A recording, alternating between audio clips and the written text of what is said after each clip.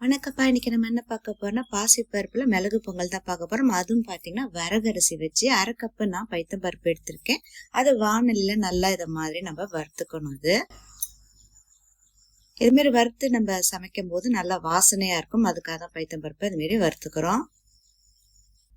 இது வரகரிசி பாத்தீங்கன்னா அதுவும் ஒரு 1/2 கப்பு எடுத்திருக்கேன். ஈக்குவலா 1 கப்புனா 1 கப் அந்த மாதிரி. அதுக்கு மிளகு, சீரகம் 1 டீஸ்பூன், கருவேப்பிலை, இஞ்சி துருனது, பச்சை மிளகாய் 1, அதுக்கப்புறம் மிளகுத்தூள், சீரகத்தூள், உப்பு, மஞ்சத்தூள், பெருங்காயத்தூள் இவ்வளவுதான் தேவைப்படும்.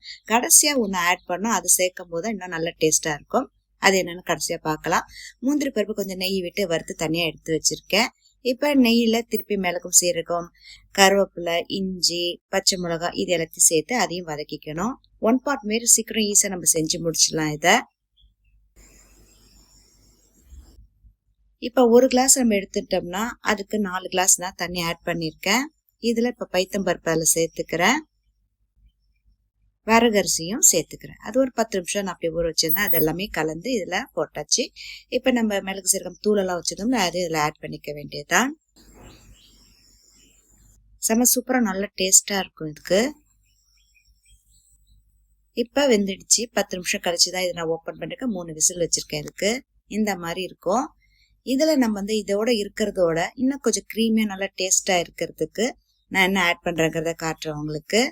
இல்ல நம்ம பசும்பாலும் சேர்த்துக்கலாம், தேங்காய் பாலும் சேர்த்துக்கலாம். அது நம்மளோட விருப்பம்தான். இப்ப இது ரெடி ஆயிடுச்சு. இதுக்கு பாத்தீங்கன்னா சாம்பார், அதாவது இட்லி சாம்பாரும் தேங்காய் சட்னி தான். நீங்களும் செஞ்சு பார்த்துட்டு உங்களோட கருத்துக்களை மறக்காம பதிவு பண்ணுங்க. நன்றி. மீண்டும் சந்திப்போம்.